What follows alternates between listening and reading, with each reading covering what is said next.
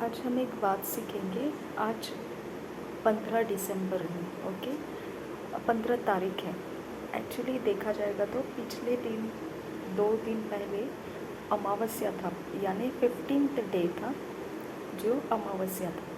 ठीक है, तो अमावस्या ये एक एरिया ऑफ लाइफ है जिसके अंदर जो मर गए हुए लोग रहते हैं उनको कुछ श्राद्ध ऐसा कुछ किया जाता है, उनको स्मरण किया जाता है। मोस्टली डेथ के बारे में रिचुअल्स किए जाते हैं। ओके, तो इसके लिए ना एक्चुअली मुझे नहीं पता चलता है कि ये आज मुझे ये टॉपिक क्यों मिला, क्योंकि डेट के हिसाब से भी आज 15 तारीख है। तो वो अफेक्ट है या परमेश्वर ने मुझे दिया है ये वचन मैं नहीं जानती हूँ, लेकिन मैं अब आपको ये ओपनली बता कर ही टीचिंग करना चाहती हूँ, क्योंकि मैं खुद भी स्टडी कर रही हूँ ये क्या कॉन्टैक्ट है या क्या कनेक्शन है ये।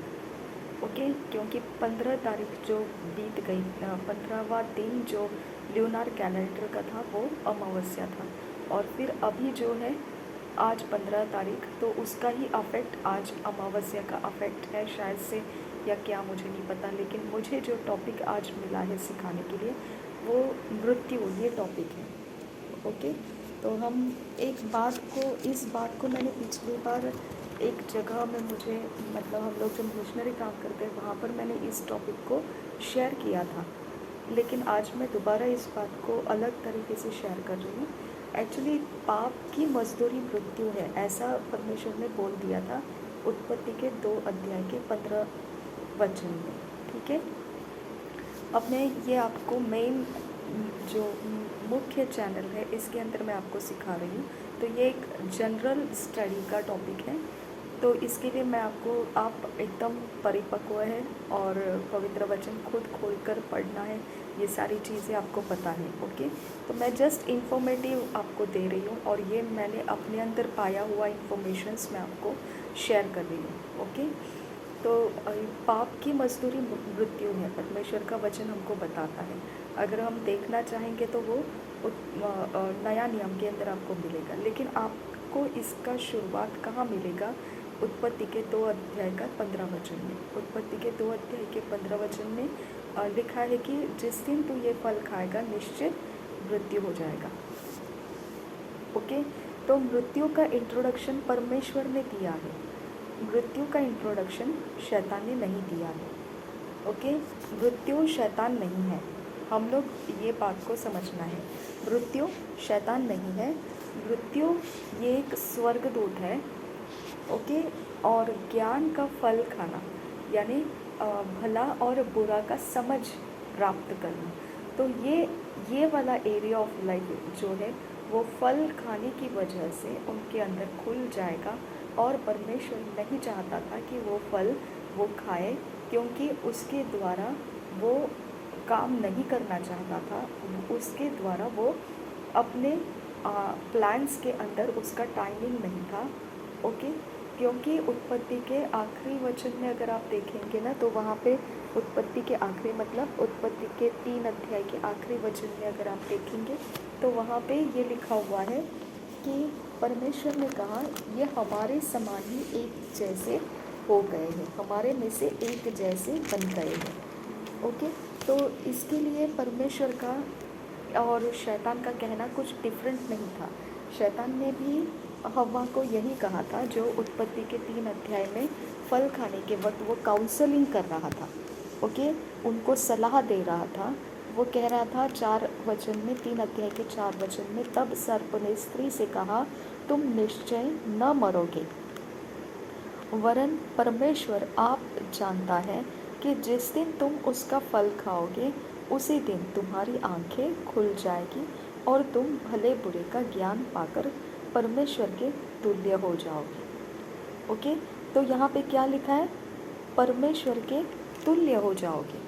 और यहाँ आखिरी में अगर आप देखेंगे 3 अध्याय के आखिरी में यहाँ पे लिखा है, परमेश्वर ने इस बारे में बोल दिया कि 22 वचन देखिए, 3 अध्याय का 22 वचन, फिर यहोवा परमेश्वर ने कहा मनुष्य भले बुरे का ज्ञान पाकर हम में से एक के समान हो गया है। ओके, हम में से एक के समान हो गया है। तो ये हो गया आपको शैतान जो बोल रहा था कि तुम परमेश्वर के समान बन जाओगे, तो यहाँ पे उसने बोला हम में से एक के समान बन गया है। और दूसरा उसने बोला कि परमेश्वर नहीं चाहता है कि तुम उसके जैसा बन जाओ। देखो यहाँ पे क्या लिखा है, परमेश्वर के तुल्य बन जाओगे। अतः यहाँ पे एक्चुअली ये भी लिखा हुआ था, वरन परमेश्वर आप जानता है कि जिस दिन तुम उसका फल खाओगे उसी दिन तुम्हारी आंखें खुल जाएगी। ओके, वरन परमेश्वर आप जानता है कि जिस दिन तुम उसका फल खाओगे उसी दिन तुम्हारी आंखें खुल जाएगी। ओके, तो ये एक एरिया ऑफ लाइफ है जो मेरे पढ़ने में नहीं आया था, आज मैं इसको करेक्शन में ले रही हूँ। ओके, यहाँ पे शैतान ने बोला तुम्हारी आंखें खुल जाएगी, तो यहाँ सच में उनकी आंखें खुल गई थी। ओके, यहाँ पे 7 वचन में तब उन दोनों की आंखें खुल गई। ओके, तो हमको जो आंखें बोला गया है, तो आँखों के बारे में और एक वचन भी है, अगर तेरी आँख जो मत्ती रचित में भी है, हम दूसरे जगह में भी इसको देख सकते हैं। चलो कोई बात नहीं है, हम इसको स्टडी करेंगे। ओके, क्योंकि ये ऐसी चीज़ें हैं जो हमको जीवन जीने के लिए ज़रूरी है, ये सारी बातें। ओके, तो हम मत्ती रचित सुसमाचार में अगर जाकर देखेंगे, वहाँ पर आँखें के बारे में दिखा है। अगर तेरी आँख उजियाले से भरी है तो तेरा सारा शरीर उजियाले से भरा है, और अगर तेरी आँख अंधेरे से भरी है तो तेरा सारा शरीर अंधियारा है। तो वो कितना ही दर्द भरा रहेगा जब पूरा शरीर तेरा अंधियारे से भरा हुआ है। अगर तेरा उजियाला अंधेरा है तो वो पूरे शरीर को अंधियारा बना देगा। हम पढ़ेंगे उसको, वो वचन को। मत्ती रचित सुसमाचार का 6 अध्याय का 22 वचन, शरीर का दिया आँख है, शरीर का दिया आँख है। और लेविटिकस में क्या लिखा है, लेव्य व्यवस्था में क्या लिखा है कि शरीर का प्राण लहू में है। यहाँ पे लिखा है शरीर का दिया आँख है। समझ में आया? तो हमको शरीर के बारे में बहुत इम्पॉर्टेंट चीज़ है ये, हम शरीर में जी रहे। अगर हमको ये सीक्रेट नहीं मालूम रहेगा तो हम मसीही जीवन के अंदर प्रभावशाली जीवन नहीं जी पाएंगे। क्योंकि आपके पास, हमारे पास जितना परमेश्वर का ज्ञान आएगा उतना स्ट्रॉन्ग हम बन जाते हैं, उतना हम आसानी से जीवन जी पाते हैं। तो यहाँ पे आपको समझ में आना चाहिए, शरीर का दिया आँख बोला है, और लेव्य व्यवस्था में लिखा है शरीर का प्राण लहू में है। ओके, यहाँ पर लिखा है शरीर, क्योंकि शरीर का प्राण, लेव्य व्यवस्था 17 अध्याय का 11 वचन में लिखा है, क्योंकि शरीर का प्राण लहू में रहता है, और उसको मैंने तुम लोगों को वेदी पर चढ़ाने के लिए दिया है कि तुम्हारे प्राणों के लिए प्रायश्चित किया जाए, क्योंकि प्राण के कारण लहू ही से प्रायश्चित होता है। हालेलुया, कितना गहरा बात है। यहाँ पर फर्स्ट थिंग हमको शरीर के बारे में मालूम पड़ा, सेकेंड थिंग हमको प्राण के बारे में मालूम पड़ा। तो अब हमको समझ में आता है कि शरीर का दिया आँख है, इसलिए मत्ती रचित 6 अध्याय 22 वचन, इसलिए यदि तेरी आँख निर्मल हो तो तेरा सारा शरीर भी उजियाला होगा। यदि तेरी आँख निर्मल हो तो तेरा सारा शरीर उजियाला होगा। ओके, यदि तेरी आँख निर्मल हो, यदि तेरी आँख निर्मल हो, अब हम ध्यान करेंगे इस बात पे। यदि तेरी आँख निर्मल हो तो तेरा सारा शरीर भी उजियाला होगा।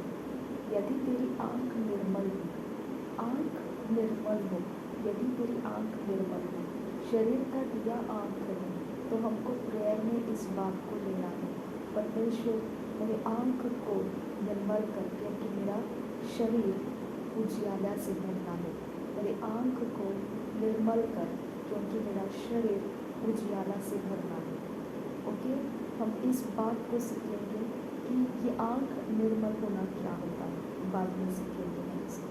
तो तेरा सारा शरीर उजियाला होगा, और परंतु यदि तेरी आँख बुरी हो तो तेरा सारा शरीर भी अंधियारा होगा।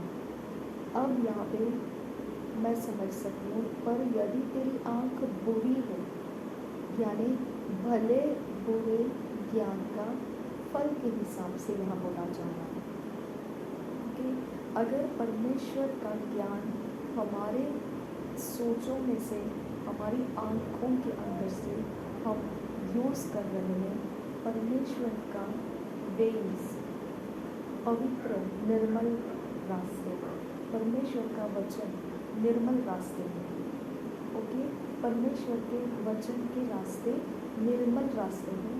परमेश्वर की समझ, ज्ञान, बुद्धि के द्वारा जब हम अपनी आँखों का इस्तेमाल करते हैं तो उस समय हम हमारे पूरे बॉडी का सामना कर रहे हैं कि हमारा पूरा बॉडी उजियाला रहेगा, ओके।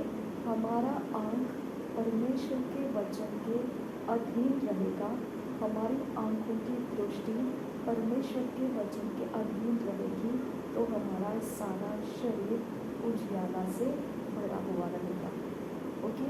इसके लिए अब परमेश्वर के वचन के अधीन अगर नहीं है तो फिर यहाँ पे एक दूसरा वचन है जो आपको बता देती हूँ। मत्ती रचित 15 अध्याय का 11 वचन से हम देखेंगे। मत्ती रचित सुसमाचार का 15 अध्याय का 11 वचन से देखिए। जो मुँह में जाता है वह मनुष्य को अशुद्ध नहीं करता, पर जो मुँह से निकलता है वही मनुष्य को अशुद्ध करता है। हालेलुया। देखिए यहाँ पर प्रभु यीशु क्या बता रहा है। प्रभु यीशु बता रहा है जो मुँह से निकलता है वो मनुष्य को अशुद्ध करता है। और हमने अभी जो पढ़ा वो किसके बारे में था? वो इसी के बारे में था कि तेरा शरीर उजियाला है या नहीं, तेरे आँख में निर्मलता है तो तेरा शरीर उजियाला है। समझ में आया?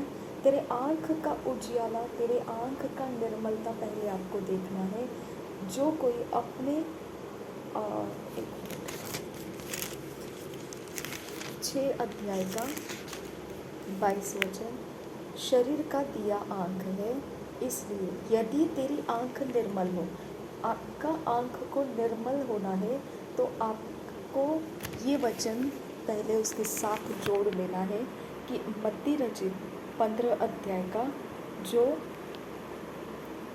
11 वचन है, जो मुँह में जाता है वह मनुष्य को अशुद्ध नहीं करता, पर जो मुँह से निकलता है, ओके, जो मुँह से निकलता है, जो मुँह से निकलता है वहाँ पर आपका आँख निर्मल है या आपका आँख बुरी बातों से भरा हुआ है, बुरी है, ये आपको मालूम पड़ेगा।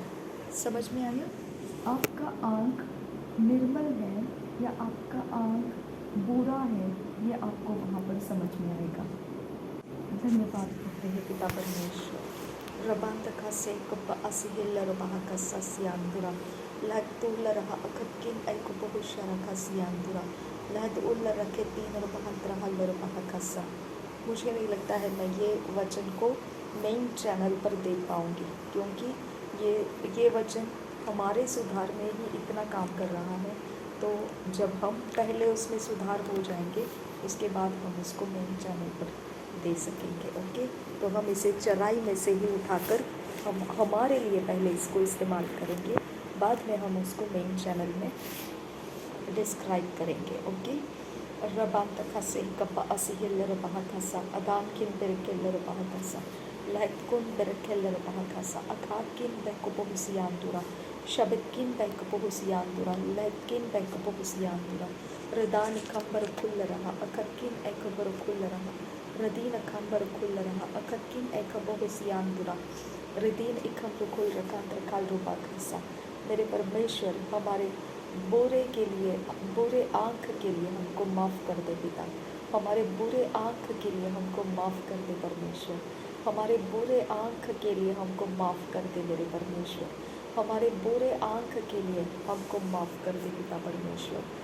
असहिलर कसा अदीन खंबर कुल रहा अकदकिन एकबर कुल रहा अदान खंबर कुल रहा अकाकिन बरकेलर कसा रदीन खंबर कलर कसा अकदकिन बरकेलर कसा रदीन खंबर कुल रहा अकदकिन बरकेलर कसा रदीन खंबर कुल रहा सियांदुर कलर कसियांदुरा अदन किन बरकेलर कसा रदीन कम्र कुल रकांत्र कल कसा अदत किन बेक बहुशर कसियांदुरा रिदीन कंबर कुल रहा अकदकिन बेक बहुसियांदुरा अदान कंबर कुल रहा अकदकिन एकबर कुल रहा अदान कंबर कुल रहा अकदकिन एक बहुशरा कसियांदुरा रदीन कंबर कुल रहा अकदकिन एक बहुशरा कसियांदुरा रदीन कंबर कुल रहा अकदकिन एक बहुशरा कसियांदुरा दहकुन एक बरहालर बहकासा अदनकिन बरकेलर बहकासा लहदकिन एक बरकुल रहा हदीदकिन बैक बहु सियांदुरा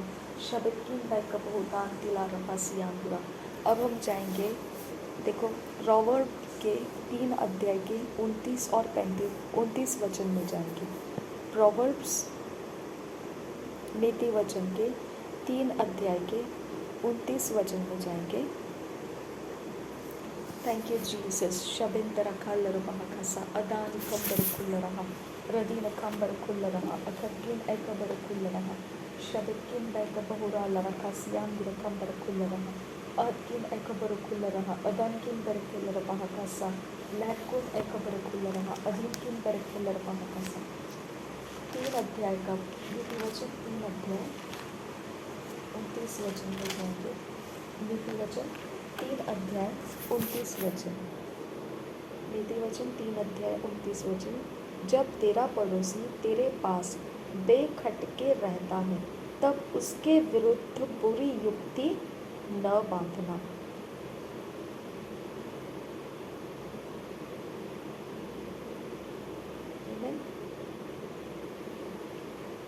देखो दूसरा और क्या वचन है, 32 वचन। क्योंकि यहोवा कुटिल से घृणा करता है परंतु वह अपना भेद सीधे लोगों पर खोलता है। शादी आंदुरा खंबर का सियांदुरा रदान खंबर खुल रहा अकदकिन एकबर खुल रहा रिदीन एकबर खुल रखांद्र काल रूपा खासा लहकुन बैक बहु सियांदुरा अदान किन बरकेल रहा अकाद किन एकबर खुल रहा रदीन अखम्र खुल रखांद्र काल रूपा खासा अदान इकम्र खुल रखांद्र काल रूपा खासा अहदकिन एकबर खुल रहा। देखो यहाँ पर आपको आँख का दिया बताया है। हम मृत्यु की बात करने शुरू किए हैं। ओके, मृत्यु के बारे में शैतान ने हवा को बोला था तो निश्चित नहीं मरने वाली है। ओके, सचमुच में तो मरने वाली नहीं है, लेकिन क्या होने वाला है कि तो परमेश्वर के समान बन जाएगी और तेरी आंखें खुल जाएगी। जैसा परमेश्वर का आंखें खुला हुआ है वैसा तेरा आंखें खुला हुआ रहेगा। और परमेश्वर ने भी आदम और हवा के बारे में यही बोला। उत्पत्ति के 3 अध्याय के आखिरी वचन में हम जाके देखते हैं तो वहाँ पर उसने यही बोला है कि मनुष्य अभी हमारे जैसा एक बन गया, हम में से एक के समान, यानी पिता पुत्र पवित्र आत्मा में से एक इंसान ऐसा जो है जो आदम हवा के कैरेक्टर में आ चुका है। ओके, और अगर हम देखेंगे उत्पत्ति का 1 अध्याय का 26 वचन में तो हमको वहाँ पर परमेश्वर ने तो ओपनली बोला। परमेश्वर ने 26 नहीं 27 वचन 26 वचन। फिर परमेश्वर ने कहा हम मनुष्य की को अपने स्वरूप के अनुसार अपनी समानता में बनाए। और देखिए अपने स्वरूप के समान और अपनी समानता में बनाए और उसके सारी चीज़ें लिखने के बाद आखिर में लिखा है कि उसको अधिकार करने के लिए बोले। ओके, तो परमेश्वर पहला उसका स्वरूप हमको दिया है, दूसरा उसके अनुसार हमको समानता दिया है, उसको उसके स्वरूप के अनुसार हमको बनाया है, उसके समानता में हमको बनाया है और हमको अधिकार भी दिया है। ओके, आप लिख के रखो इस बात को। नंबर 1, उसने हमको क्या क्या दिया है? उसने हमको उसका स्वरूप दिया है। देखिए क्या लिखा है यहाँ पर, उसने हमको 26 वचन में उसने मनुष्य को अपने स्वरूप में, उसने हमको उसके स्वरूप में बनाया है, अपने स्वरूप में के अनुसार, उसके स्वरूप के अनुसार हम मनुष्य हैं। ओके, दूसरा बात उसने क्या बोला, दूसरा बात उसने बोला है और अपनी समानता में, दूसरा उसने बोला है अपनी समानता में। और अब यहाँ पर क्या बोल रहा है, तीसरे अध्याय में, तीसरे अध्याय के आखिरी में वो क्या बोल रहा है कि हम में से एक के समान बन गया है। ओके, हम में से एक के समान बन गया है। ओके,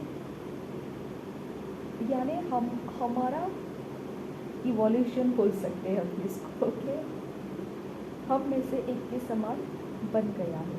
हमारा चेंजेस, देखिए परमेश्वर हमारा चेंजेस हमको बता रहे हैं, हमारा चेंजेस कैसे क्या ढलता जा रहा है। देखिए यहाँ पर परमेश्वर ने मिट्टी से बनाया था, 2 अध्याय उत्पत्ति का 2 अध्याय का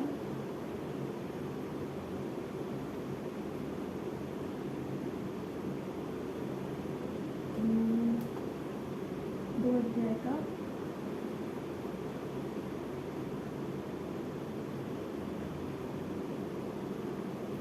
'इसमें परमेश्वर ने मनुष्य को बनाया, वो वचन मैं लिखूंगी।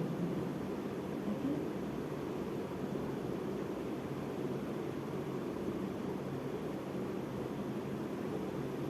उसके नखुनों में श्वास फूका, ये सब लिखा हुआ है ना, वो वचन मैं लिखूंगी। देखिए पहले हम देखेंगे 7 वचन। तब यहोवा परमेश्वर ने आदम को भूमि की मिट्टी से रचा। देखो, आदम को भूमि की मिट्टी से रचा। ओके, आदम को परमेश्वर ने भूमि के मिट्टी से रचा। आप लिख लीजिए इस बात को, क्योंकि ये सारी चीज़ें जब हम कलेक्ट करेंगे तब इकट्ठा करने के बाद में आप प्रार्थना का पावर देख सकते हैं इसके अंदर से। क्योंकि जो सच्चाई है उसको जानते हुए हम जब प्रार्थना करते हैं तो सच में इसके अंदर कुछ तो एक अद्भुत काम हो जाता है। ओके, आदम को परमेश्वर ने भूमि के मिट्टी में से निकाला। ओके, भूमि के मिट्टी से रचा। ओके, भूमि के मिट्टी से रचा। मैं एक्चुअली ये चीज़ें आपको इसीलिए दे रही हूँ क्योंकि मैं 4-5 दिन से जो कलेक्शन करती हुई आ रही थी और मैं आपको रिकॉर्ड करके नहीं दे पा रही थी। ओके, लेकिन परमेश्वर ने आज ये मौका निकाला है हमारे लिए कि मैंने रिकॉर्ड करने के लिए उठा ही लिया था और आज ये सारी चीज़ें भी उसके अंदर ही आ रही है। वो सारी चीज़ें जो मैंने 3-4 दिन पहले से कलेक्ट करना शुरू किया था, वो सारी चीज़ें भी अब इसके अंदर मिल जाएगी। ओके, ये तो परमेश्वर का ही प्लान था। ओके, तो यहाँ पे देखिए परमेश्वर कहता है कि आदम को परमेश्वर ने भूमि के मिट्टी से रचा। आदम को परमेश्वर ने भूमि के मिट्टी से रचा। ओके, ये मिट्टी जो है, ये वाला यहाँ पर जो है हमको प्रभु यीशु मसीह का देह जो तोड़ा गया उसको याद करना है। प्रभु यीशु मसीह का देह तोड़ा क्यों गया? क्योंकि आदम किससे बना हुआ था? मिट्टी से बना हुआ था। ओके, प्रभु यीशु मसीह का देह जो मिट्टी के रूप में, ओके, देह जो मिट्टी के रूप में मरियम के गर्भ में से बाहर आया। क्योंकि आदम और हवा जो है वो मिट्टी के बने हुए थे। आदम जो है वो मिट्टी का बना था और आदम की फसली, अगर आदम मिट्टी का बना है तो आदम की फसली को किससे बनी रहेगी? मिट्टी ही से बनी रहेगी। तो इसके लिए आदम का फसली को निकाल कर उसको हवा बनाया गया। तब आदम ने उसके बारे में प्रोफेसी की थी, ये मेरे हड्डियों की हड्डी और मांस की मांस है। मांस में से मांस निकाला गया, हड्डी में से हड्डी निकाला गया है। ओके, तो हवा के बारे में भी, अब अगर आदम की हड्डी फसली सब कुछ मिट्टी से बना है, अगर उसको निकाल कर हवा को बनाया गया तो वो भी मिट्टी ही के अंदर का बाय प्रोडक्ट है। ओके, मिट्टी के अंदर से निकाला हुआ प्रोडक्ट है। ओके, तो इसके लिए जब प्रभु यीशु का शरीर बाहर आया तो वो उसी प्रोडक्ट को लेकर बाहर आया जो आदम और हवा के पास मिट्टी का शरीर में से निकला हुआ है, स्त्री जाति है। तो यहाँ पे स्त्री जाति का आप देख सकते हैं कि स्त्री जाति जो है वो मिट्टी ही के आधार से चल रही है, मिट्टी से अलग नहीं है। अब यहाँ पर प्रभु यीशु का देह तोड़ा गया था, यानी वो मिट्टी का बर्तन तोड़ा गया। ओके, मिट्टी का बर्तन तोड़ा गया, समझ में आया आपको? मिट्टी का बर्तन तोड़ा गया। मिट्टी का बर्तन अगर नहीं तोड़ेंगे उसके अंदर से लहू नहीं निकल सकता है। ओके, मिट्टी का बर्तन तोड़ेंगे तभी जाके उसके अंदर से खून बाहर निकलता है, नहीं तो वो खून बंद पड़ा है। उस मिट्टी के बर्तन के अंदर खून बंद पड़ा है। और प्रभु यीशु ने क्या बोला लेविटिकस के 17 अध्याय के 11 वचन में कि खून जो है वो हम प्रायश्चित, प्राण के प्रायश्चित के लिए देते हैं। प्रायश्चित का मतलब क्या होता है? दो मतलब है। प्रायश्चित का दो मतलब है। इंग्लिश में इसको अटोनमेंट कहा गया है। ओके, अटोन का मतलब कफ़ार, हिब्रू भाषा में कफ़ार बनता है उसका मतलब।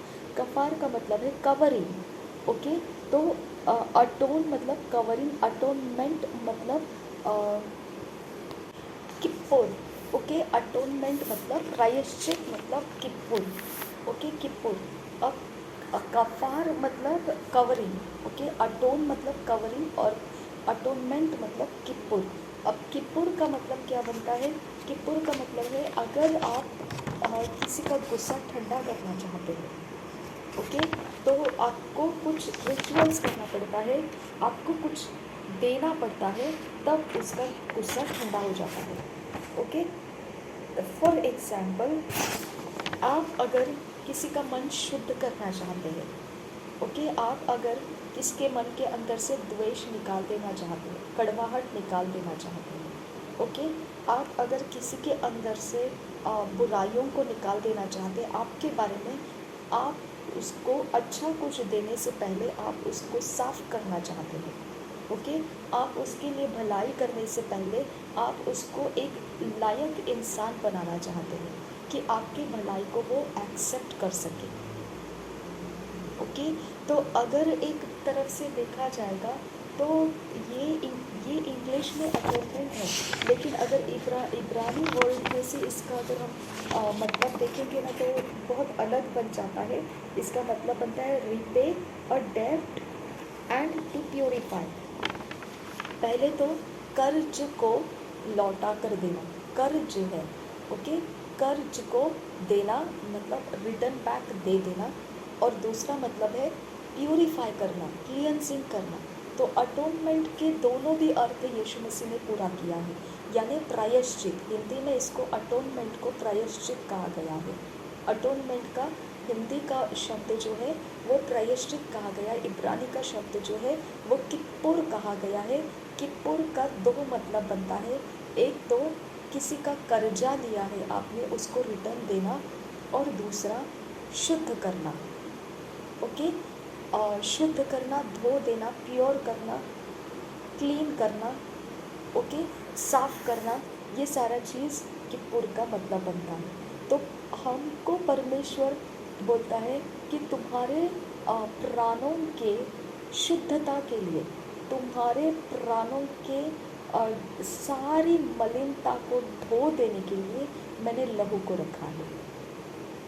ओके, वो चढ़ाया जाएगा, चढ़ाया जाएगा मतलब उसको, शरीर को तोड़ कर निकाल कर फिर उसको कहीं पर डाला जाएगा। इसका मतलब वो चढ़ावा चढ़ाया गया।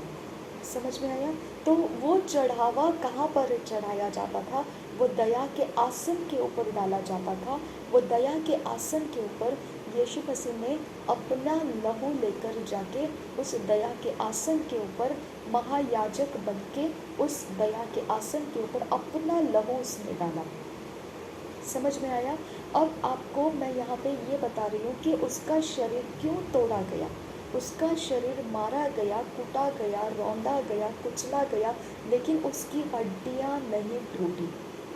ओके, उसका मांस तोड़ा गया। तो परमेश्वर ने क्या बोला कि मांस के जो फ्लैश है, हड्डियों के बारे में नहीं बोला। लेवियों के लेविटिकस में पुस्तक में बोला है 17 अध्याय के 11 वचन में, जो मांस है, मांस का प्राण जो है वो लहू के अंदर है। ओके, मांस का जो प्राण है वो लहू के अंदर है, और ये जो लहू है मैंने प्राणों को शुद्ध करने के लिए चढ़ावा बनाकर देने के लिए रखा है। ओके, शुद्धता के कारण जो चढ़ावा चढ़ाया जाता है वो लहू को चढ़ाने से होगा। वो लहू कहाँ चढ़ाया जाएगा? वो दया के आसन पर चढ़ाया जाएगा। दया का आसन कहाँ पर है? जो वाचा का संदूक है उसके ऊपर जो ढकना लगा था, उस ढकने के दोनों तरफ स्वर्गदूतों को, करूबों को लगाया गया था, और करूबों का जो मुंह है वो छुपाया हुआ उस खून की तरफ जो बीच में जब जगह बचती है उसके ऊपर वो दया का आसन कहा गया है, उसके ऊपर वो खून डाला जाता था। जब इस्राएल लोग साल में एक बार वो प्रायश्चित में मेमना बलि करते थे, उस खून को उस दया के आसन पर रखते थे, तो यहाँ पे उनका पाप छुपा दिया जाता था। ओके, उनका पाप छुपा दिया जाता था। अब परमेश्वर जब उस दया के आसन से उनके साथ आशीषों की बातें करता था, उनके संगति में, उनके मध्य में आया जाया करता था, तो परमेश्वर का एंट्री पॉइंट है ये। ओके, ये लहू जो है परमेश्वर का रास्ता साफ करने वाला एलिमेंट है ये। आपको समझ में आया? प्रभु यीशु मसीह का शरीर क्यों तोड़ा गया? क्योंकि शरीर टूटेगा तभी वो लहू बहाया जाएगा, निकाला जाएगा। आदम और हव्वा को चमड़े का वस्त्र दिया, तो परमेश्वर ने आदम और हव्वा का गलती को कवर कर दिया, कफार कर दिया, KAPHAR, कवर कर दिया। ओके, लेकिन उनका प्रायश्चित होना था, वो प्रायश्चित भी उसने लहू के मार्ग को ठहरा के किया। उसका तरीका है ये। उसको अगर मनुष्य के साथ मिलना है तो मनुष्य के साथ मनुष्य पवित्र होना चाहिए, शुद्ध होना चाहिए, उसकी आँख निर्मल होना चाहिए। ध्यान दीजिए, उसकी आँख निर्मल होना चाहिए। आमीन। उसकी आँख निर्मल है या नहीं कहाँ से पता चलता है?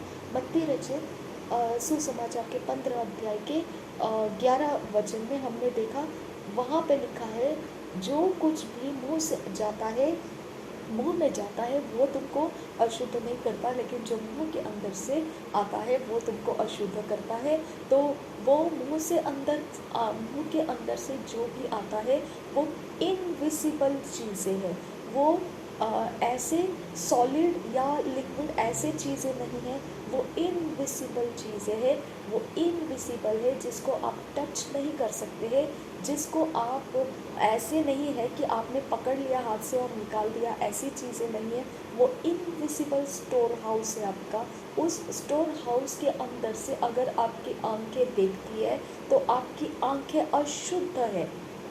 समझ में आया?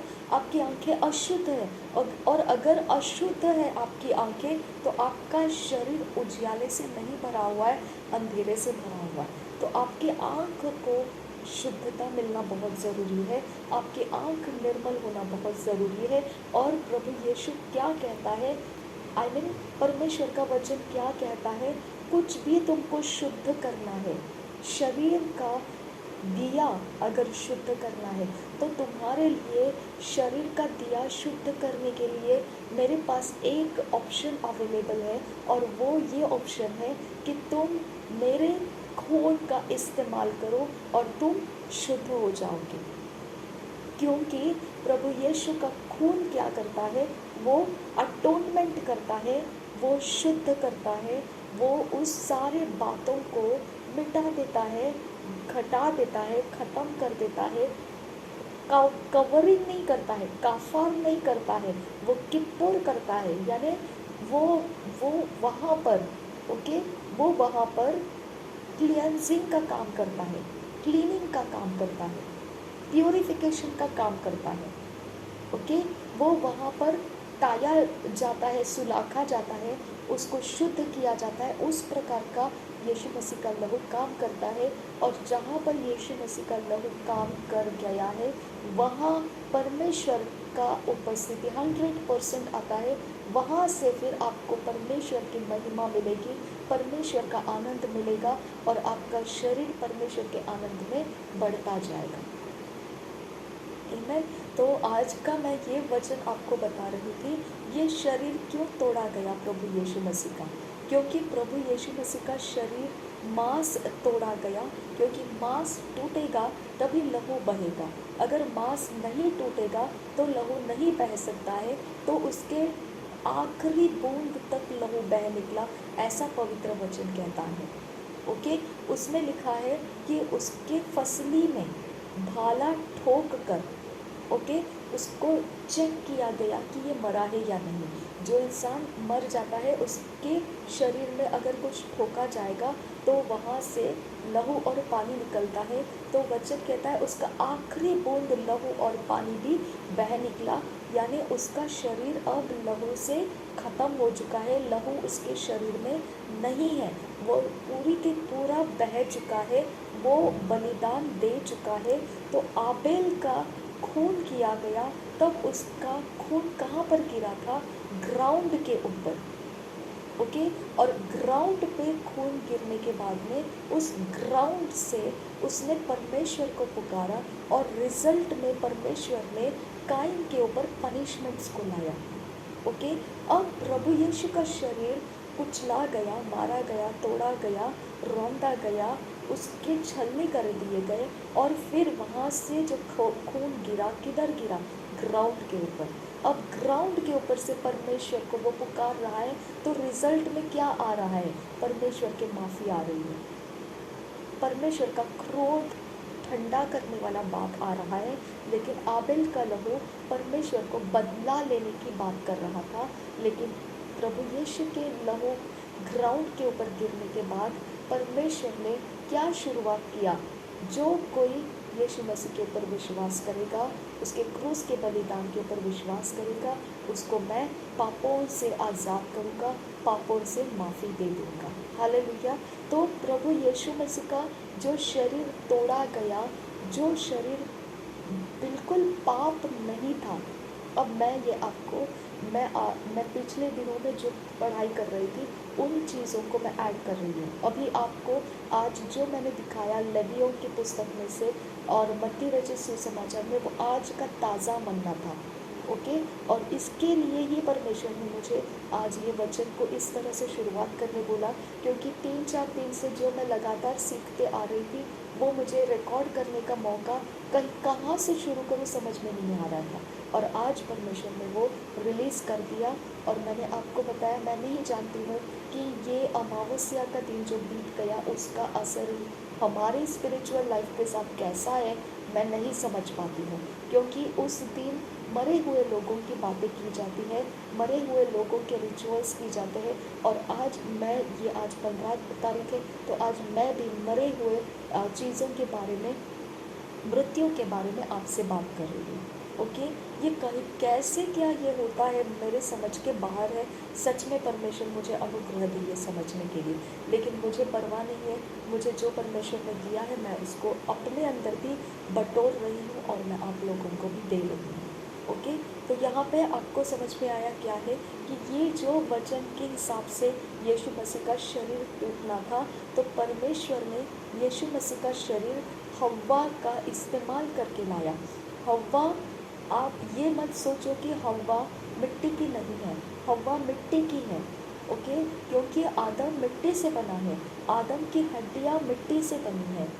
ओके, आदम का हड्डियों को परमेश्वर ने कुछ नहीं बोला है, जो मांस है उसके बारे में बोला है कि मांस का प्राण जो है वो लहू के अंदर है।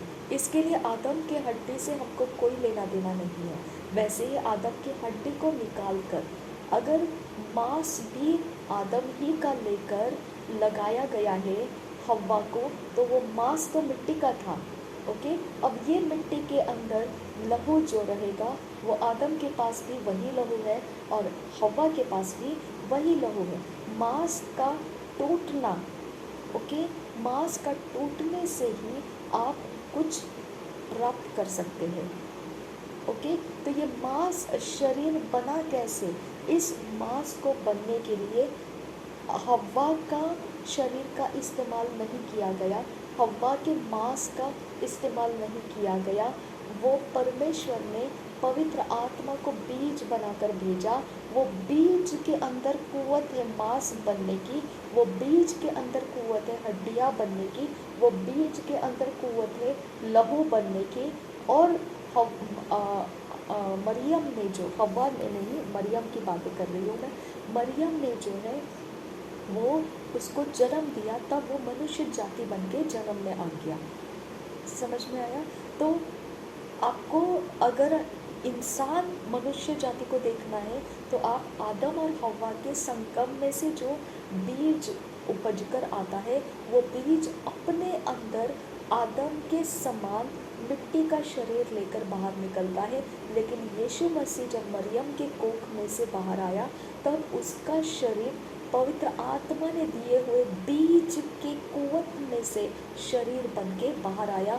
वो हव्वा के सिर्फ गर्भ का इस्तेमाल किया, लेकिन उसके मिट्टी का इस्तेमाल नहीं किया। समझ में आया? लेकिन वो शरीर, वो कुव्वत, परमेश्वर ने कहा है कि उसको तोड़ने के बाद ही लहू बनेगा, बाहर आएगा, है ना? तो उसके तोड़ने के लिए परमेश्वर ने क्रूस का बलिदान होते समय अन्य जातियों के हाथों में यीशु मसीह को सौंपा गया। तो अन्य जाति हम लोग हैं। ओके, और प्रभु यीशु ने कहा, अगर तुम यहूदी होते, तो अगर तुम असली यहूदी होते, असली अब्राहम के संतान होते, तो तुम मुझे मार डालने का यत्न नहीं करते। तो इसके ऊपर से सदूसी फरीसी बहुत गुस्सा हो गए। उन्होंने बोला, क्या हम तुझे मार डालना चाहते हैं? तेरा सर चकरा गया है क्या? ओके, तो इस प्रकार से यीशु मसीह ने उनको बोला कि अगर तुम सच्चे अब्राहम के संतान होते, तो मैं जो तुमको बोल रहा हूँ, तो मेरी आज्ञा को तुम मानते। क्योंकि अगर अब्राहम यहाँ पर होता, तो उसने भी आनंद से मेरी बातों को मानता हुआ आया, और मैं अभी बोल रहा हूँ तो वो भी मान लेता, क्योंकि उस समय अब्राहम ने मेरी बात को आनंद से मानता था। वो तो सदूसी फरीसी बोलने लगे, कब आदम क्यों आ रहा है मेरे मुंह में? अब्राहम के बारे में बोल रही हूँ। ओके, तब अगर तुम अब्राहम के वक्त की बात अगर सुनोगे, तो अब्राहम मेरी बात को मानकर आनंद करता था। तो अब अगर मैं अब्राहम के वक्त की बात तुमको बता रहा हूँ, मैं अब्राहम का आनंद तुमको बता रहा हूँ, अगर तुम उसके संतान है सचमुच में, तो तुम भी आनंद करते मेरे साथ। ओके, लेकिन तुम तो मुझे मार डालने को निकले हैं। तो ये प्रूफ करता है कि तुम असली अब बीज नहीं रहे, तुम करप्टेड हो चुके हो। तुम यहूदियों के खानदान से ज़रूर निकले होंगे, लेकिन तुमने अपने शरीरों को शैतान के, अन्य जातियों के बीच में डिफाइल कर दिया है। ओके, और उसको भ्रष्ट कर दिया है। अब वहाँ से जब तुम मेरे पीछे पड़े हो, तो तुम यहूदी तो नाम के है, लेकिन असल में तुम यहूदी नहीं हो। तो वो भी फिर क्या हो गए? अन्य जाति हो गए। ओके, तो यहूदियों ने क्रूस पर चढ़ाया, अन्य जातियों के हाथों में सौंपा गया यीशु मसीह का शरीर तोड़ने के लिए। तो हम अन्य जाति हैं, हमारे हाथों में यीशु मसीह का शरीर तोड़ने के लिए दे दिया गया। हमने यीशु मसीह का शरीर तोड़ा। ओके, जब हमने यीशु मसीह का तोड़ा, यीशु मसीह का शरीर तोड़ा, तो हम क्या तोड़ रहे थे? जो आदम को मिट्टी के रूप में परमेश्वर ने बनाया था, उस मिट्टी ने पाप किया था, उस मिट्टी के अंदर पाप छुपा हुआ है, लहू में पाप छुपा रहता है, उस मिट्टी के अंदर की कुव्वत पाप में छुपी हुई थी और वो पाप को अब निकाल देना है। एक आखिरी बूंद भी उस मिट्टी के अंदर नहीं रहना चाहिए। तो हमने खुद उस मिट्टी को डिस्ट्रॉय कर दिया, जिस मिट्टी के द्वारा हमारी पीढ़ी चलती हुई आई है। हमने खुद उसको डिस्ट्रॉय कर दिया। हमने यीशु मसीह को कुचलते वक्त हमने खुद पाप को कुचला है। ओके, हमने खुद पाप को रौंद दिया है, मिट्टी को रौंद दिया है, उसके अंदर से आखिरी बूंद लहू निकल गया, वो मिट्टी खाली हो चुकी है। अब उसका प्रभुता हमारे ऊपर नहीं रहेगा। अब प्रभु यीशु मसीह के साथ जब हम पानी के अंदर डुबकी लगाकर बपतिस्मा लेते हैं, तब प्रभु यीशु मसीह के साथ हम मृत्यु को ग्रहण करते हैं, क्योंकि जब यीशु मसीह का शरीर रौंदा जा रहा था, कुचला जा रहा था, तोड़ा जा रहा था, छलनी कर दिया जा रहा था, वो समय हमारा शरीर पाप जो हमारे अंदर छुपा हुआ बैठा है, हमारा शरीर छलनी हो रहा था, कुचला जा रहा था, रौंदा जा रहा था, पनिश किया जा रहा था। और अब यीशु मसीह मर गया, हम भी उस शरीर के लिए मर गए और अब हम पानी में बपतिस्मा लेते हैं, डुबकी लगाते हैं। और जब हम उसमें डुबकी लगा लिए तो यीशु मसीह कब्र में गया था। समझ में आया? जब हम कब्र में जाते हैं, आपको ध्यान रखना है यहाँ पर एक बात को, यीशु मसीह कब्र में सिर्फ शरीर से ही नहीं था, उसका देखिए मृत्यु को आप पढ़ेंगे ना, तो मृत्यु ये अलग अलग डिफरेंट लेवल्स में है। ओके, शरीर श्वास छोड़ देता है, ये एक मृत्यु है। ओके, उसके बाद जो आता है वो एक सेकेंड डेथ, फिर लास्ट डेथ, ऐसा डेथ है। ओके, तो उसके लिए मृत्यु पाप का वेजेस है। तो मृत्यु के कब्जे में, वो डेथ के कब्जे में उस लेवल्स तक जाना पड़ता है। इसके लिए जो पापी है, ओके, जो प्रभु यीशु मसीह को नहीं मान रहा है, वो पापी है। वो पापी जब मर जाता है तो वो पहले श्वास छोड़ता है, सेकेंड वो मृत्यु के वश में चला जाता है, थर्ड वो लास्ट मृत्यु को लेने के लिए रुका हुआ रहता है। समझ में आया? तो उसका शरीर तो मिट्टी में मिल गया, ओके, लेकिन अब उसका प्रेजेंस कहाँ पर है? मृत्यु के वश में है, कंट्रोल में है। ओके, और लास्ट में वो मृत्यु के साथ नाश कर दिया जाएगा। समझ में आया पापियों का क्या हो जाता है? इसकी वजह से वो लेवल तक यीशु मसीह गया। पहले वो मृत्यु श्वास से हो गया, सेकेंड उसका नेक्स्ट लेवल का मृत्यु में वो चला गया। ओके, एंड लास्ट लेवल का जो मृत्यु है उधर भी वो चला गया, क्योंकि मृत्यु का सीरियल पूरा कंप्लीट किया नहीं तो वो मृत्यु कंप्लीट नहीं होता है। वो लास्ट मृत्यु जहाँ से सब कुछ सत्यानाश हो जाता है, वो लास्ट डेथ को भी ले लिया। अब वहाँ से वो कभी भी बाहर नहीं आ सकता था। उस जगह में से उसको परमेश्वर के आत्मा ने बाहर निकाला, यानी अब वो मृत्यु उसको रोक के रख नहीं सकी। वो लास्ट फाइनल जजमेंट के लिए उसको रोक के रखा नहीं। क्यों रोक के नहीं रखा? क्योंकि उसका लहू जो है वो परमेश्वर के लिए, बलिदान के लिए, चढ़ाने के लिए उसको भेजा गया था। उसका लहू का कीमत उसने दिया।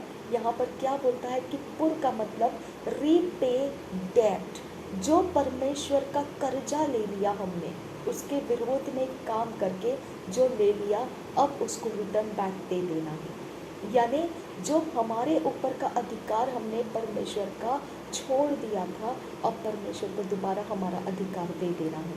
वो रिटर्न बैक, रीपे डेप्ट करने के लिए, ये रीपे डेप्ट का और भी अलग मतलब बनते हैं। मैं इसको आराम से सिखाऊंगी, जल्दबाजी में मैंने आपको सिर्फ आउटलाइन बताया उसका। ओके, यहाँ आपको ये बात ध्यान रखना है कि वो लास्ट डेथ जो था, लास्ट डेथ के बाद में वो मृत्यु खत्म हो जाता है, मृत्यु का वश खत्म हो जाता है। लास्ट डेथ तक परमेश्वर ने, प्रभु यीशु ने उसको चख लिया।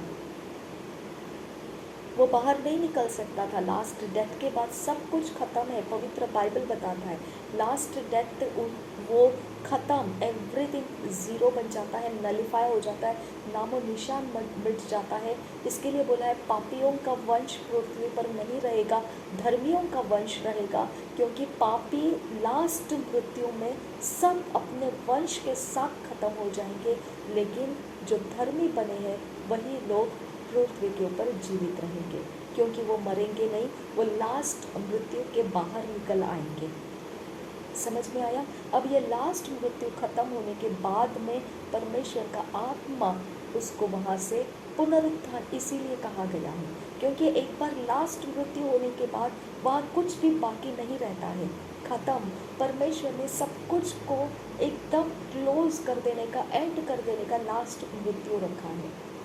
ओके, तो ये लास्ट मृत्यु को पार करके अब यीशु मसीह कहीं पर भी नहीं दिखाई देगा आपको, सब खत्म हो गया है।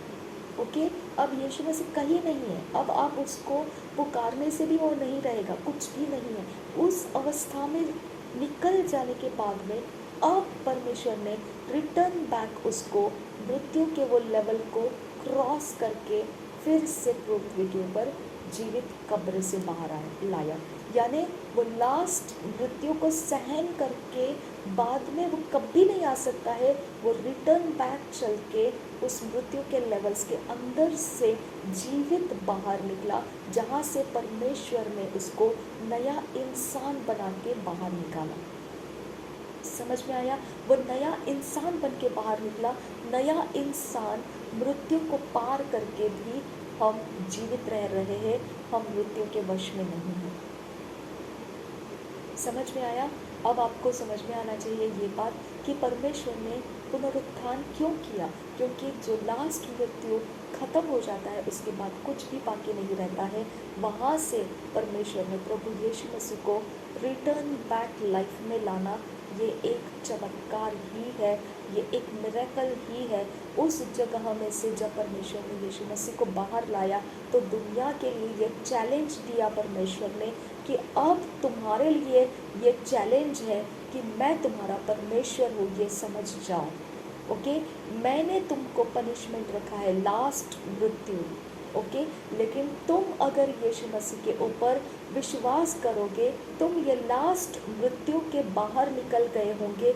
इस पृथ्वी के ऊपर जीते जी तुम मर चुके हो और लास्ट मृत्यु तुम्हारी हो चुकी है, और अब तुम मृत्यु के बाहर जिंदगी जी रहे हो। इसका मतलब बनता है हम नया क्रिएशन हो जाते हैं। जब पानी में से हम ऊपर उठकर आते हैं बपतिस्मा में, तब वो पानी छोड़कर जब हम ऊपर उठकर आते हैं तो हम वो पूरा लास्ट मृत्यु का पूरा रास्ता ख़त्म करके यीशु मसीह के साथ अब हम एक न्यू मिट्टी बन के बाहर निकलते हैं, एक न्यू शरीर बनकर बाहर निकलते हैं, एक न्यू सोल बनकर बाहर निकलते हैं, एक न्यू स्पिरिट बनकर बाहर निकलते हैं। और ये new body, new soul, new spirit जो है वो यीशु मसीह के खून के द्वारा साफ किया गया है। परमेश्वर का क्रोध उसके ऊपर से निकाल दिया गया है, उसके सारे गुनाहों का पनिशमेंट्स निकाल दिया गया है, डील कर दिया गया है। वो लास्ट मृत्यु तक चला जाकर अब ख़त्म होकर नया सृष्टि बन के ऊपर आ चुका है। तो इस वजह से हम लोगों को जनरेशनल सिंस के अंदर विश्वास नहीं करना चाहिए। अगर हम जनरेशनल सिंस के ऊपर विश्वास करते हैं तो हमारे अंदर पुराने लहू को हम विश्वास कर रहे हैं। पुराने लहू को अगर विश्वास कर रहे हैं तो हम क्रूसिफिकेशन के ऊपर विश्वास नहीं कर रहे हैं। ये दोनों इकट्ठे नहीं चल सकते हैं। हम कभी भी जनरेशनल कर्स को लेकर नहीं चलना चाहिए अगर सच में देखा जाएगा तो, क्योंकि लहू का पाप डील कर दिया गया है। समझ में आया? हमको परमेश्वर ने नया शरीर दिया है, नया सोल दिया है, नया स्पिरिट दिया है। परमेश्वर आधा अधूरा काम नहीं किया है, उसने पूरा काम किया है। उसने हमारे शरीर को उसके लहू से धो देने का इंतज़ाम कर दिया है। अब हम जो भी चीज़ें हमको अशुद्ध लगती है कि हम उसका इस्तेमाल नहीं कर सकते हैं, हम यीशु मसीह के लहू से उसके ऊपर से परमेश्वर का क्रोध मिटाने वाली दवा यीशु मसीह का लहू है, हम उसको लगाते हैं और वहाँ से वो सब कुछ शुद्ध हो जाता है। परमेश्वर उसको स्वीकारता है। क्या बोला है रोमियो के 12 अध्याय के 1 और 2 वचन में, परमेश्वर को भावता हुआ बलिदान बनो, यानी सारी मलिनता को यीशु मसीह के लहू से धोकर साफ कर दो, निकाल दो उसको। ओके, मलिनता कहाँ पर है? मलिनता आपकी आँख के अंदर है। आपका आँख के अंदर आप क्या देख पाते हैं?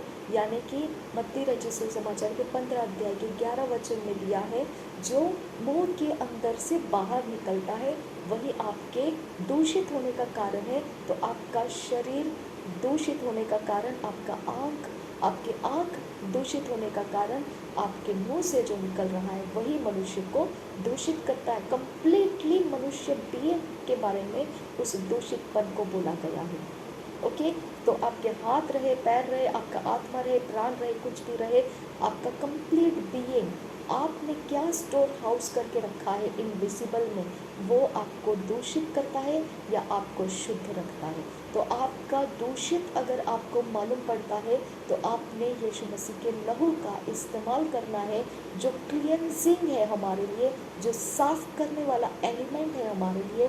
और उसकी पुकार जब हमारे ऊपर से परमेश्वर के पास जाती है तो वो हमको परमेश्वर से विनती करना सिखाता है कि मेरे पाप माफ़ कर दे, और परमेश्वर उस लहू को देखता है और पाप माफ़ करता है। और पहले यूहन्ना के पहले अध्याय में लिखा है कि परमेश्वर विश्वास योग्य है, अगर तुम पापों की माफ़ी मांगोगे तो वो तुमको माफ़ करता है, और सिर्फ माफ़ ही नहीं करता है, वो तुमको धर्मी बनाता है, यानी वो तुमको कैरेक्टर देता है, वो तुमको पवित्र आत्मा देता है कैरेक्टर बनने के लिए, और परमेश्वर जैसा काम करता है वैसा तुमको करने की कुव्वत देता है। उसके एंजेलिक फोर्स हमारे साथ आ जाते हैं। समझ में आया? अब इतना शुद्ध हो जाने के बाद में अगर आप अशुद्धता के जुए में जुड़ जाओगे तो अंधकार और उजियाला इकट्ठा नहीं चल सकता है।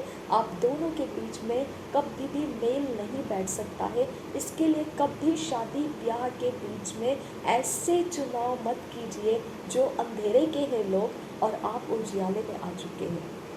बहुत मुश्किल हो जाता है वो लोग आपको स्वीकारना, क्योंकि उनका जुआ तोड़ना ज़रूरी है, उनको पानी का बपतिस्मा लेना ज़रूरी है, तब जाके उनका शुद्धिकरण हो जाता है और परमेश्वर के लिए वो भावता हुआ जीवन बन जाते हैं। अगर उन्होंने वो मान लिया तो आप उनके साथ रह सकते हो, क्योंकि उनका जनरेशन ख़त्म हो जाता है और आपका जो भी स्पाउस रहेगा वो हमेशा परमेश्वर के लिए नया सृष्टि ही बनेगा।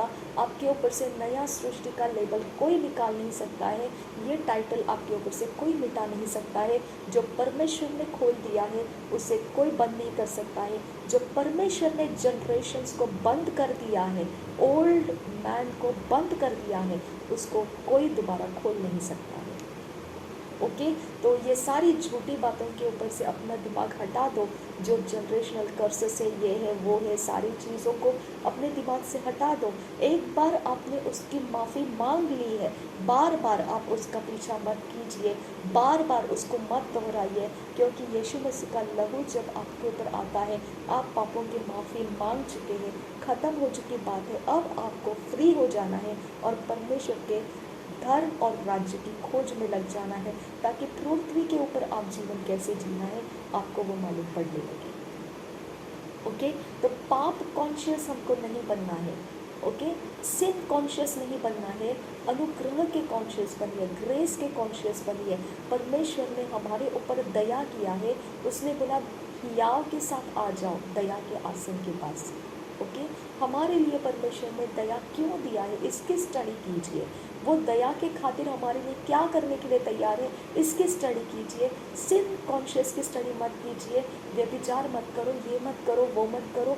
वो आप अगर डेवलप हो चुके हैं, आप अगर परिपक्व हो चुके हैं तो आप ये मत कीजिए। आपको ये बोलने की ज़रूरत नहीं है आपके खुद के लिए, आप दूसरों को बोल सकते हैं। जो अभी परिपक्व नहीं हुए हैं, जिनको अभी तक ये परमेश्वर का रास्ता मालूम नहीं है, उनके लिए हम प्रचार कर सकते हैं कि ये मत करो, ये करो मत, ये मत करो, ये मत करो, ऐसा हम बोल सकते हैं, क्योंकि उनको हम सिखा रहे हैं। ओके, लेकिन हम जो परिपक्व बन चुके हैं, हमने एक दूसरे को बार बार ये बोलना व्यर्थ की बातें हैं। ओके, तो इसके लिए हमने एक दूसरे को क्या बोलना है, अनुग्रह की बातों से भर देना है।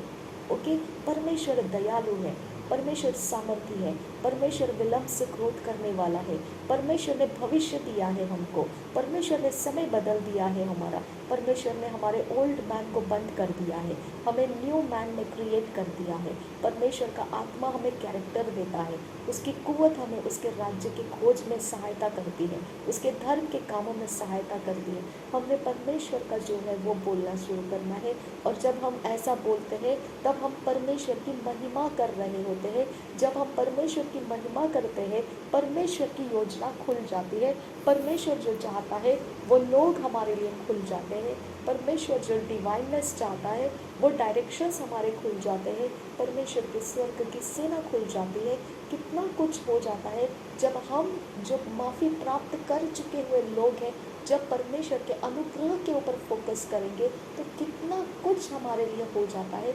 लेकिन अगर हम सिन कॉन्शियस पर रहेंगे, मेरे साथ ऐसा क्यों हो गया, मेरे साथ वैसा क्यों हो गया, ये क्यों हो गया, वो क्यों हो गया, ऐसा अगर करते बैठेंगे तो हम सिन कॉन्शियसनेस है, हमको परमेश्वर क्रोध नहीं कर रहा है, हमारे ऊपर परमेश्वर गुस्सा नहीं है, परमेश्वर हमारी ओर से है, तो हमारा बैरी कौन हो सकता है।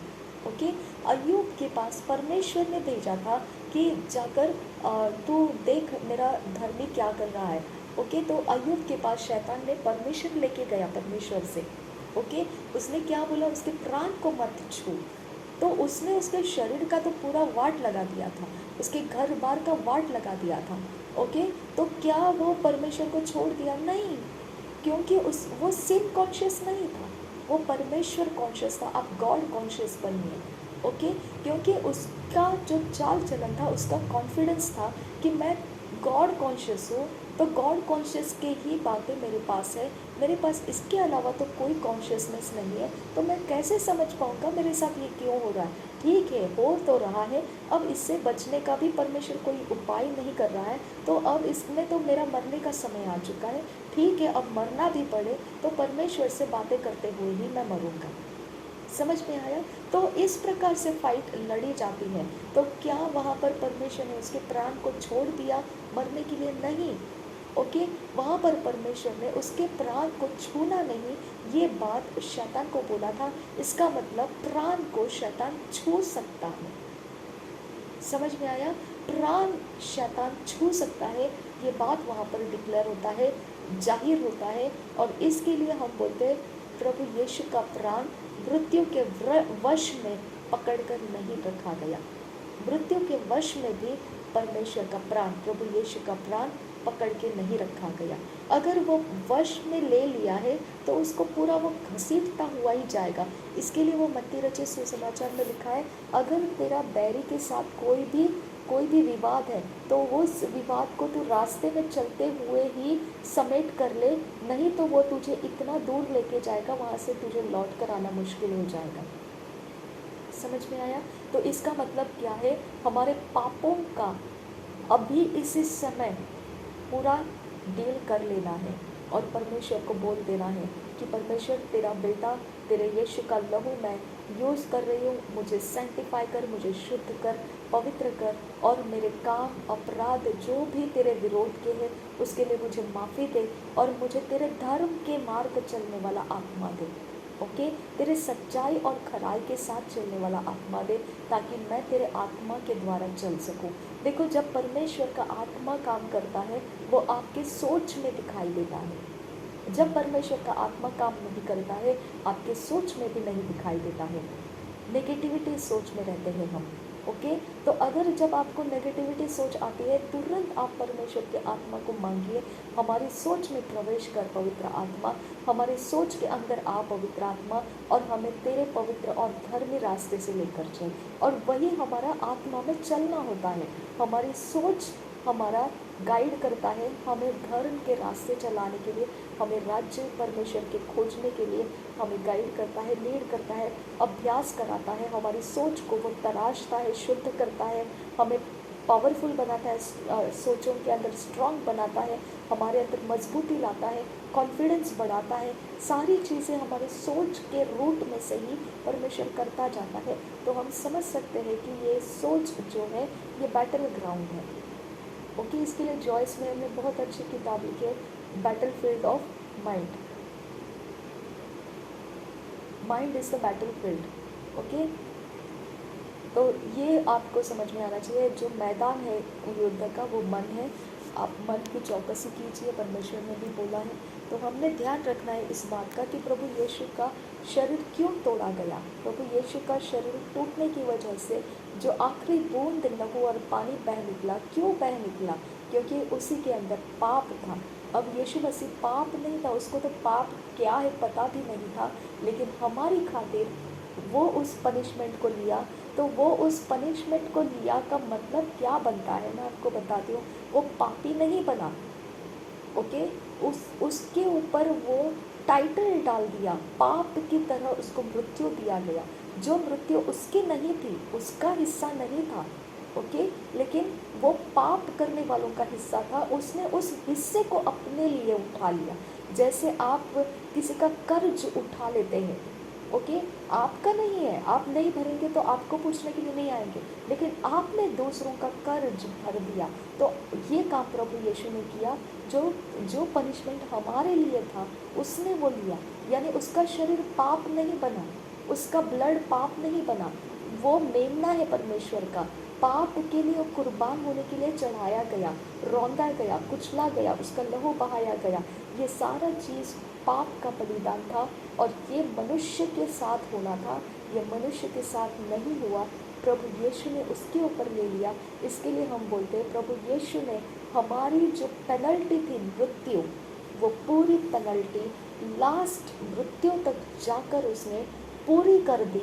इसके लिए हम बोलते हैं पेड ऑफ हो चुके हैं हम, हमारी पेनल्टी भर दी जा गई है। अब मृत्यु का वश हमारे ऊपर नहीं है, वो डिमांड नहीं कर सकता है हमारे प्राण को, वो हमारे प्राण को मृत्यु के वश में लेकर जाने का डिमांड नहीं कर सकता है, उसके वश में हमारा प्राण नहीं है। हम परमेश्वर के हैं, हमारा जीवन, हमारा प्राण परमेश्वर ने प्रभु यीशु को उस जगह तक पहुंचा दिया जहां तक मृत्यु घसीटते हुए लेकर जाता है, वो मृत्यु तक वो चला गया और हम अब वहां से उसके कारण छूट चुके हैं। उसने वो पनिशमेंट को ले लिया है। जैसा एक आदम था, उसके कारण पूरी उसकी मनुष्य जाति पापमय हो गई, वैसा एक प्रभु यीशु मसीह है, उसके ऊपर भरोसा करने से सारी मनुष्य जाति मृत्यु से पार हो जाएगी।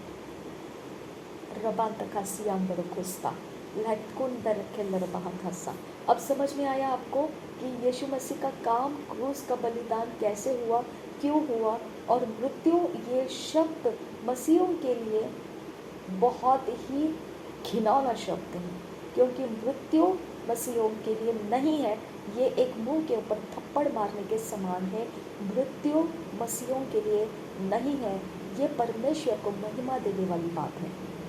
ओके, मनुष्य मृत्यु की बातों को लेकर चिंतित रहेगा, मृत्यु की बातों को लेकर भय में रहेगा। अगर परमेश्वर का संतान है, परमेश्वर की जाति है, मसीह में है और मृत्यु को लेकर तड़प रहा है, तो फिर मृत्यु उसकी नहीं है, ये उसको समझ में आना चाहिए। शरीर के अंदर बीमारी होना या कुछ कष्ट होना या किसी प्रकार के मृत्यु हो जाना, शरीर का खत्म होना, ये मृत्यु नहीं है।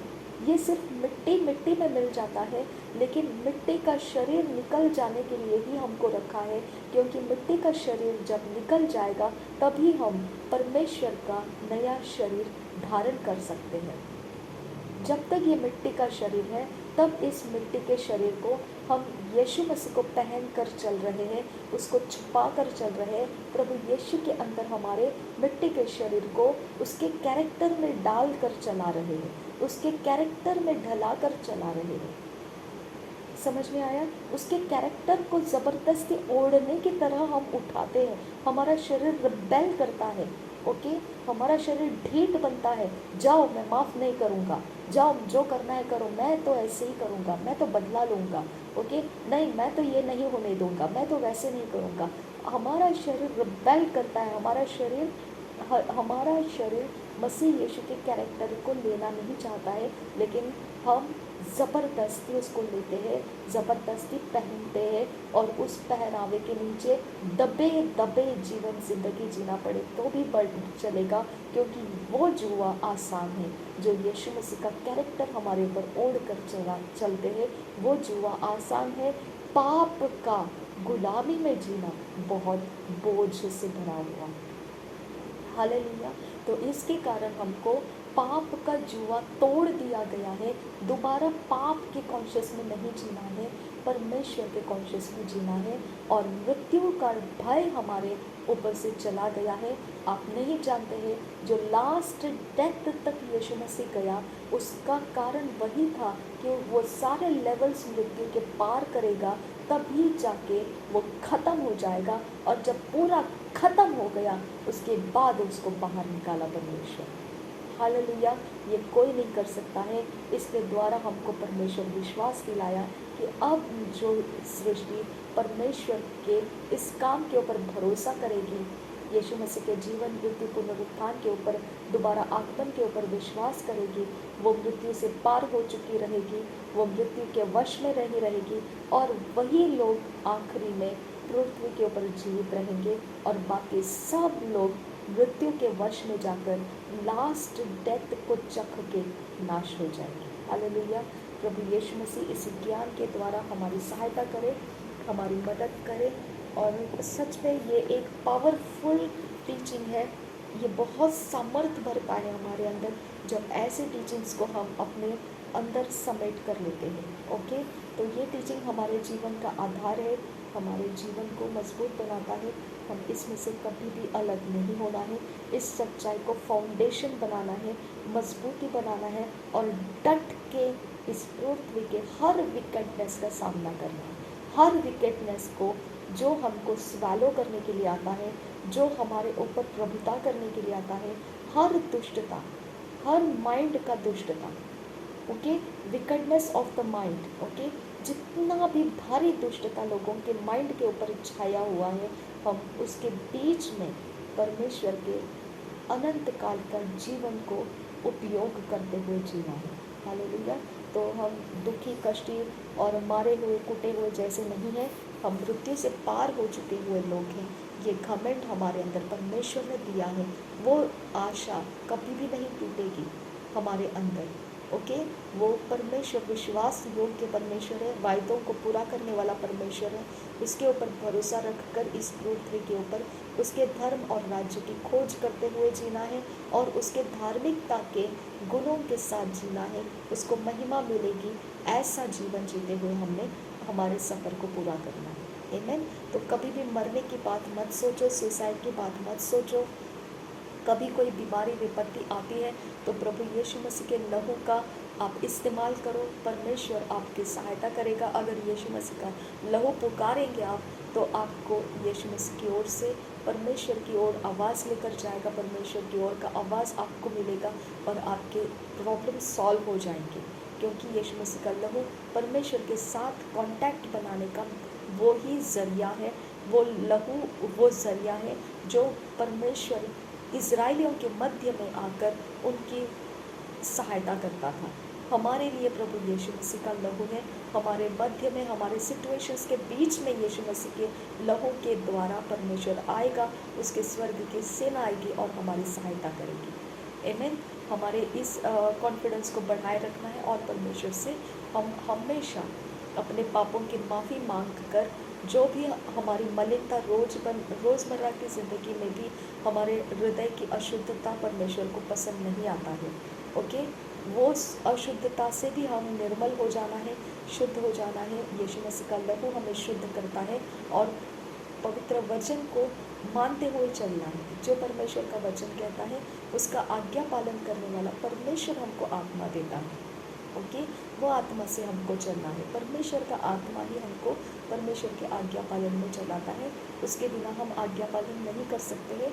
अगर हम आज्ञा पालन नहीं कर पा रहे हैं तो परमेश्वर का आत्मा हमसे अलग है, कहीं तो हमारा डिस्कनेक्शन हो चुका है। तो हमने परमेश्वर के आत्मा को मांगना है कि हमसे कांटेक्ट में हो जा, कनेक्शन में आ जा और हमारे साथ तो परमेश्वर के मार्ग चलने में हमारी सहायता करे। हालेलुया। प्रभु यीशु मसीह हम सबके साथ बना रहे। आमीन, आमीन, आमीन।